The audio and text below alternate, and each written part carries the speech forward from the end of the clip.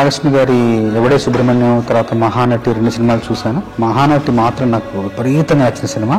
నాయి గారు కాల్ చేసి రమ్మన్నారు, వెళ్ళాను. వెళ్ళిన తర్వాత సందర్భం చెప్పడానికి ముందు నాకు కథా గమనాన్ని కాసేపు మాట్లాడి చెప్పిన తర్వాత వివరంగా చూపించారు, కొన్ని దృశ్యాలు చూపించారు. ఆ ఊరిని చూపిస్తూ కాశీలో జరిగే పరిణామాలు కావచ్చు, జరిగే మార్పులు కావచ్చు, జరిగే ఆ జీవన విధానాన్ని అంతా కళ్ళగట్టినట్టు చూపించారు. నాయి గారు కూడా స్పష్టంగా చెప్పారు ఏం కావాలి, ఆ సందర్భం యొక్క ఉద్దేశం ఏంటి, ఆ సందర్భంలో తను ఏం చెప్పాలనుకున్నారని చాలా స్పష్టంగా చెప్పారు. చెప్పిన తర్వాత నేను ఆ దృశ్యాన్ని మనసులో పెట్టుకుని వెళ్ళాను. వెళ్ళి ఒక 3 రోజులు శ్రమించి ఆ మొదటి 3 వాక్యాలు ఏదైతే క్లిష్టంగా ఉన్నాయో అది కేవలం ఒక గంట సమయంలో మొత్తం రాసేసి, మిగతా పాట ఇంకొక అరగంటలో రాసేసి మొత్తం 1.5 2 గంటల పాట మొత్తం పూర్తి చేశాను. ఆయన వెళ్ళి కలిసి పాట వినిపించాను.